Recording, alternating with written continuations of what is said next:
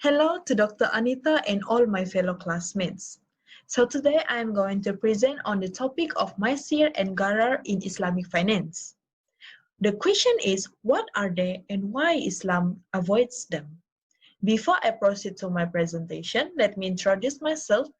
My name is Jennifer Jelawana Jonathan and my metric number is 196514. So now let us proceed to our presentation. The first question is, what is Maysir? Maysir can be defined as any form of business activity where the monetary gains derive from speculation. Also, Maysir can be known as qimar or gambling activity. Gambling activity is an activity where a person will have to pay an amount of money in order for he or she to win a prize. Next, these are the examples of gambling activity. There are two. The first one is casinos, and the second one is contracts, which are involving speculation. So these activities are considered as Maysir, which are prohibited in Islamic finance. So certain financial products, such as options, futures, and other financial products are not used in Islamic finance.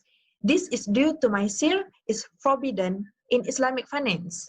Next, uncertainty of the timing of benefits of pure life insurance contract, which can create an element of Maysir.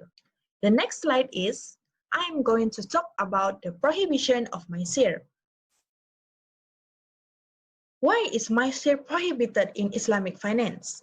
This is the reason. Maysir is prohibited in Islamic finance because it obtains an amount of money from chance instead of from productive activity. A person should have earned money from their own effort, which is not involving a game of chance. Next, I am going to explain what is Gharar. Gharar can be defined as deceit, fraud, uncertainty, danger, or hazard, which may lead to destruction or loss. Gharar can also be described as the sale of what is not yet present, such as crops not yet harvested or fish not yet netted. Next, Gharar can be also used to measure the legitimacy of risky investment pertaining to short selling, gambling, the selling of goods or assets of uncertain quality. Lastly, therefore, Gharar is not allowed unless there is an assurance that at the time of delivery, the subject matter will exist. Next, there are two types of Gharar. The first type of Gharar is Gharar Fahish. Gharar Fahish can be also known as excess Gharar. The characteristic of Gharar Fahish is not tolerant and it may result in the voidability of contract. The example is sale of birds in the air. The second type of Gharar is Gharar Yasir. Gharar Yasir can also be known as light Gharar. The characteristic is it is tolerant and it will not cause the case become invalid. The example of Gharar Yasir is buying a pen inside a box. So these are the types of Gharar. Next, I will be talking about the prohibition of Gharar. Why is Gharar prohibited in Islamic finance? This is because Gharar is connected.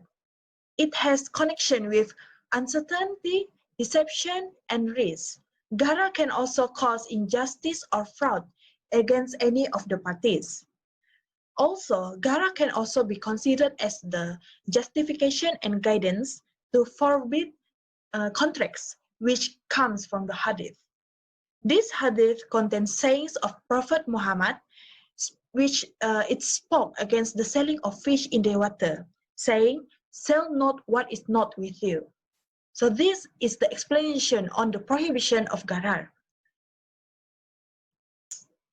In conclusion, both Maysir and Gharar are prohibited and not allowed in Islamic finance. Why? This is because the wealth obtained is not from the productive activities. The wealth should be obtained by the effort of the person himself according to the Islamic law, which is also known as Sharia. So these are the explanation on the topic of Maysir and Gharar. That's all from me. Thank you for listening.